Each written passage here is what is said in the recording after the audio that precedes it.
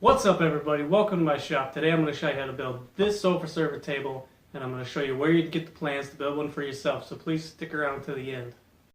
This sofa server table is great for holding drinks and snacks. It slides up right to you in a comfortable position, and it adds a little style to your space. So let's head out in the shop and get started. So prior to filming, we milled down this white oak to 3/4 of an inch thick, and here we're gluing up the top, which will be 14 inches wide by 18 3/8 long. And here we're just making sure to keep it as flat as possible during the glue up. Just try not to add too much tension to the clamps. It tends to work against you if you put too much pressure on the wood.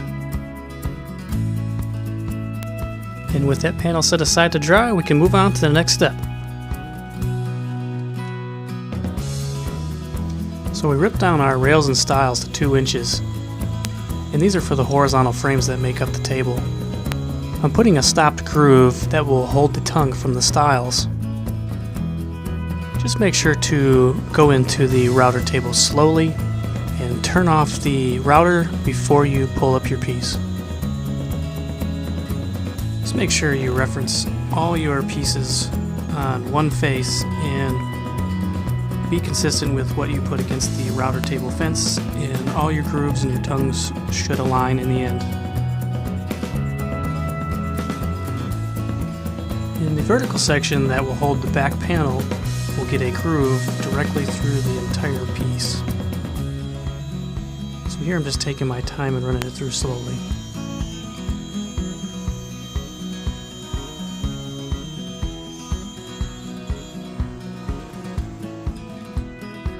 I cut the tongues off camera, and here I'm cleaning them up with a chisel and sandpaper.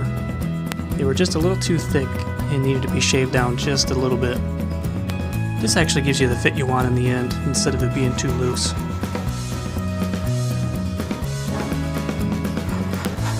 Next I cut the shoulders for the stopped groove, as well as the notch to allow the vertical section to drop into place.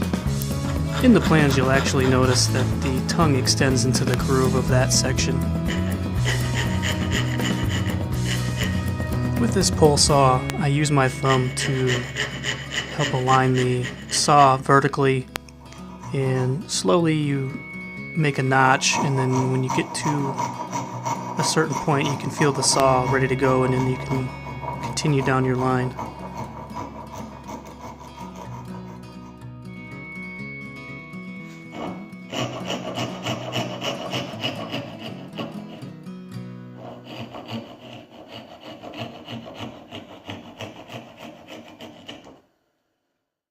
So essentially there's 3 sections to this little table that you can slide under your sofa.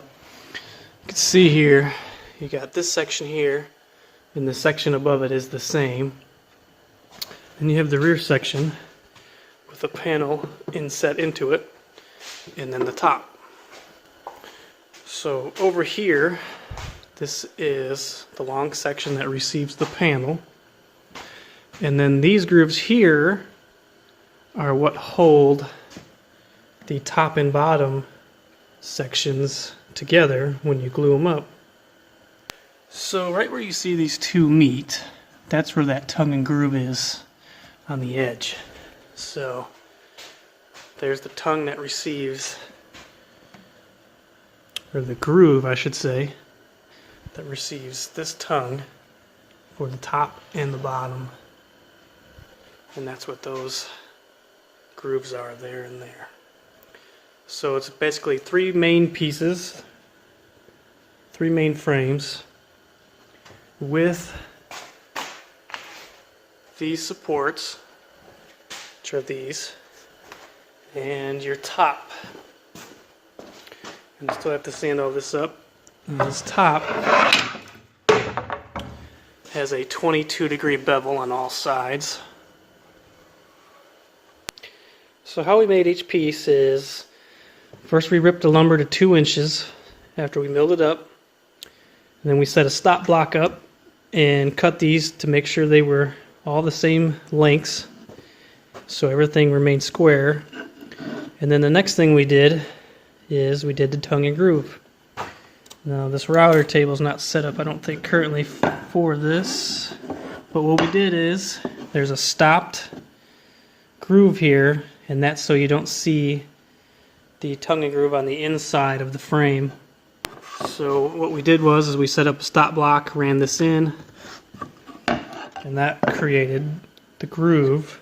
And then we used the miter fence to create these tongues. And there's a whole lot of setup to this.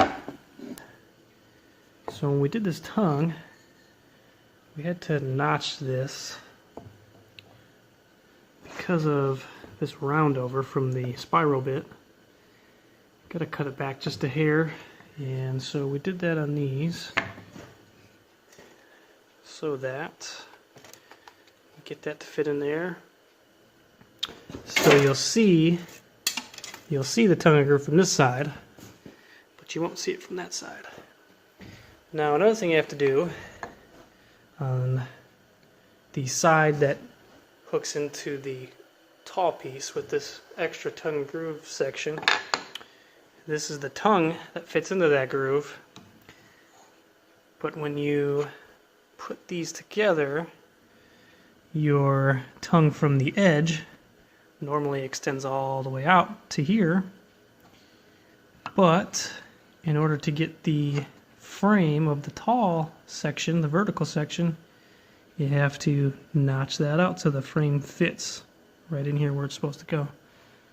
So it's just a whole lot of setup to get everything the way you see it here, and then just little things like I didn't realize this notch needed to be out of here until we set it up, and not a big deal, you can just saw it out.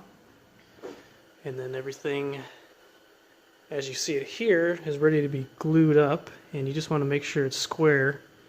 But before I can glue up the vertical section, I have to take a 1/4 inch oak panel here and cut it to size to fit in here, as you see on this one. And that'll just float in there. That won't be glued itself, just the tongue and groove joints will be glued. And of course, it was at this point I realized that my 1/4 inch panel only had one good face. So I had to cut 2 identical pieces and then cut a rabbet to allow it to fit into that 1/4 inch groove. Now in the plans, they actually use solid wood and resaw it to a 1/2 inch and then cut the rabbets into it like I did here.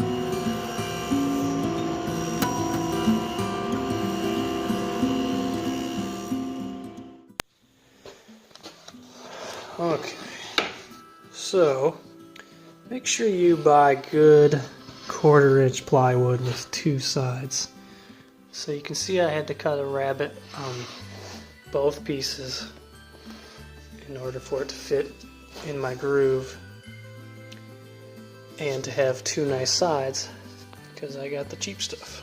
So I got that handled. Now I'm ready to glue it all up, finally. So next it was time to glue up the 3 sections. Just be sure here to check for squareness during the process. You can use a square or measure diagonally from corner to corner.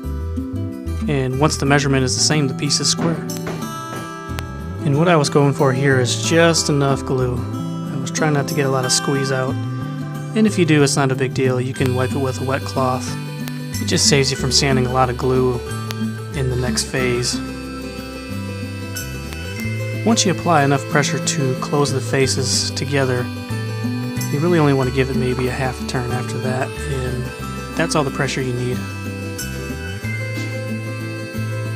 And here they are. I let them dry overnight, and next I'll get them ready for sanding. And earlier, before I glued up the panels, I sanded all the inner edges, and that just makes it easier in the end. Here I'm sanding all the outside faces.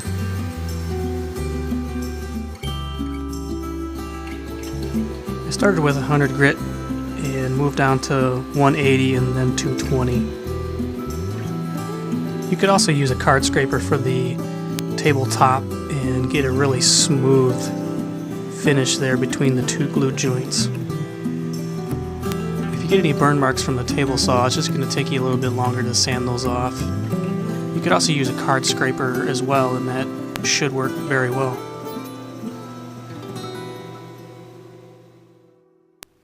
And lastly, I used a piece of sandpaper and lightly sanded by hand all the corners to knock down the sharp points. And next it was on to drilling the holes for the angle brackets. First we found the center of the board and marked it and drilled 2 holes that will hold the brackets. Next we drilled a countersink to hide the screw beneath the surface of the wood.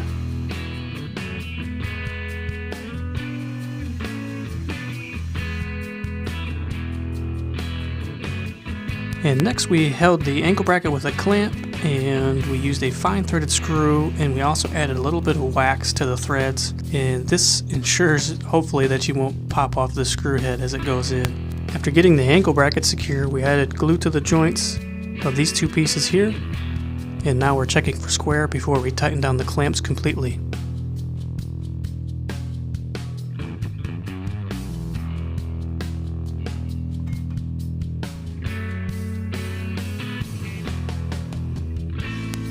Next we drilled elongated holes for the section that will hold the top by rocking the drill back and forth after we drilled into the wood, and this will allow the top to expand and contract through the seasons.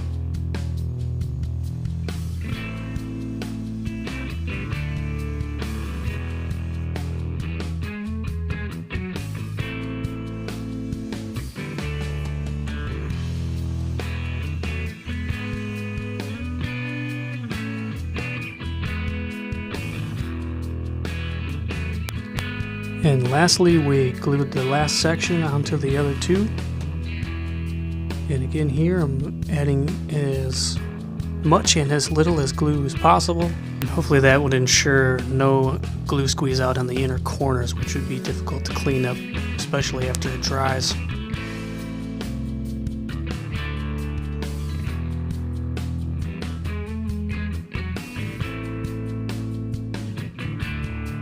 And we finally get to add the last section to the other. We put the clamps in place and lightly secured it, and then we checked for square and then finished securing it completely. And by the way, that young man in the background, that's Chuck. He happens to be a fine woodworker in his own right, even if he wouldn't tell you. And I appreciate all the mentoring. And after it was all clamped up, I let it dry for about a day before I took it out of the clamps, and I was ready for the next step.